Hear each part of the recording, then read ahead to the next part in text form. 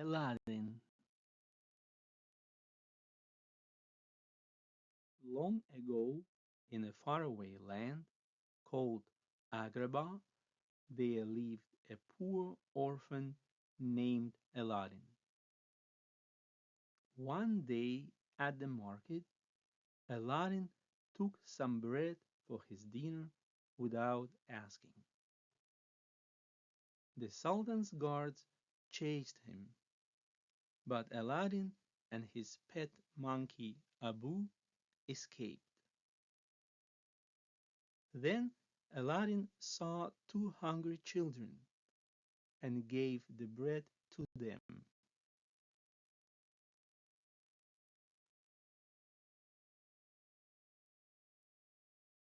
Things will change, he promised Abu. Someday we'll live in a palace. That afternoon at the palace, Princess Jasmine was told by her father, the Sultan, that she must marry a prince in 3 days. Jasmine was very unhappy. I'll marry only for love, she cried. Jasmine told Raja, her pet tiger, that she'd have to leave the palace.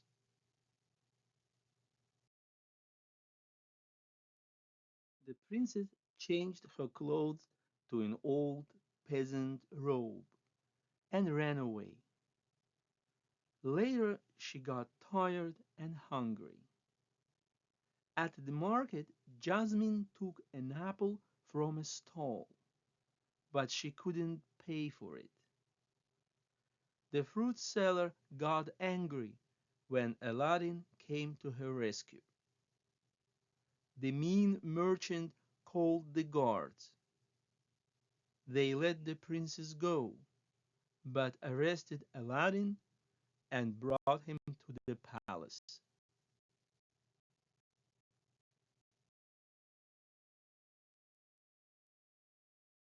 Meanwhile, Jafar, the Sultan's evil and cruel adviser, got dressed as a prisoner to meet Aladdin in the basement of the palace. Help me find a very special lamp, he said to Aladdin, and I'll set you free. Jafar took Aladdin and Abu to the Cave of Wonders. A magic carpet showed up and led them to the lamp.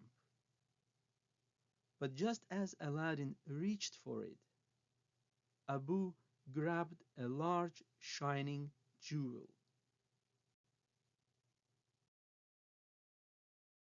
At that moment, the cave began to collapse. The magic carpet saved Aladdin and Abu, but now they were trapped. What's so special about this old lamp? Aladdin wondered aloud. When the boy rubbed the dusty lamp, an enormous genie showed up. Master, he said, I can grant you 3 wishes, but remember that not more than 3 wishes. And now, let's get out of here.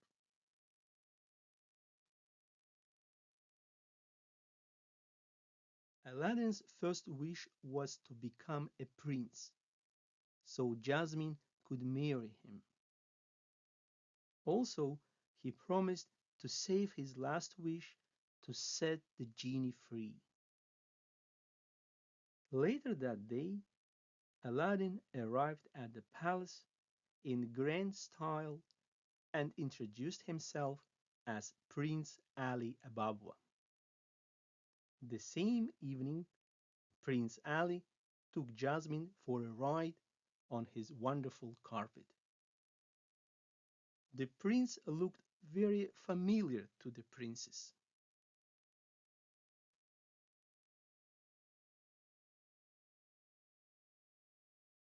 Aren't you the boy from the marketplace? Asked Jasmine. No, I'm Prince Ali. Aladdin insisted, even though he knew that wasn't true. Then the magic carpet took them back to the palace. That was just wonderful, said Jasmine. She fell in love with the boy. Aladdin was excited that things finally seemed to go his way. But suddenly the Sultan's guards showed up again and grabbed poor Aladdin under the order from Jafar.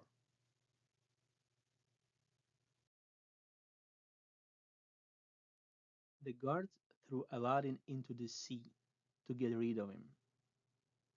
But Aladdin called out the genie and used his second wish to save his own life.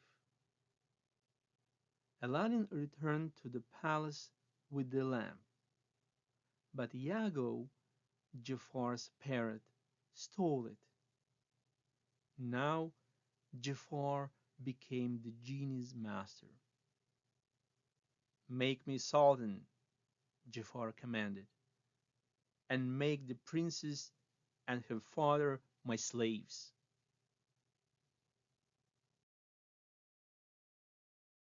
The genie was forced to obey.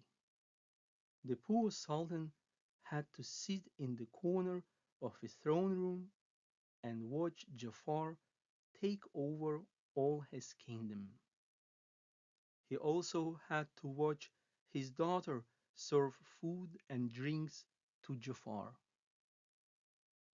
Jafar used his second wish to become an all-powerful sorcerer. He changed Aladdin back into a beggar and sent him far away from the kingdom.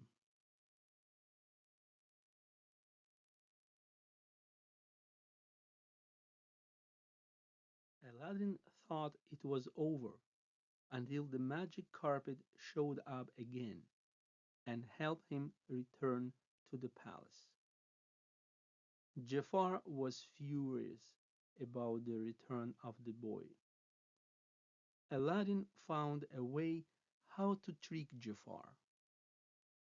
He came up to the new sultan and said, "The genie still has more power than you'll ever have." That made Jafar very angry, and he used his third wish to become a genie.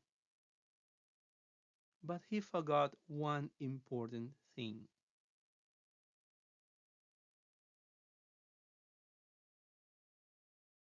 Genies become prisoners of their lamps and get stuck to them for all time. Jafar disappeared into a glowing old lamp forever.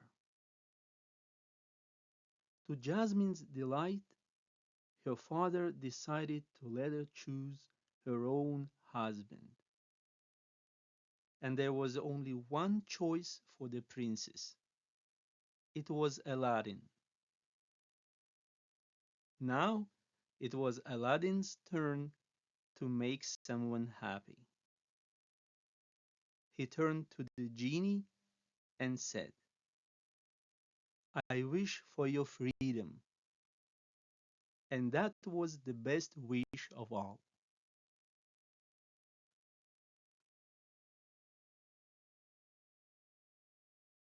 And that's the end of the story.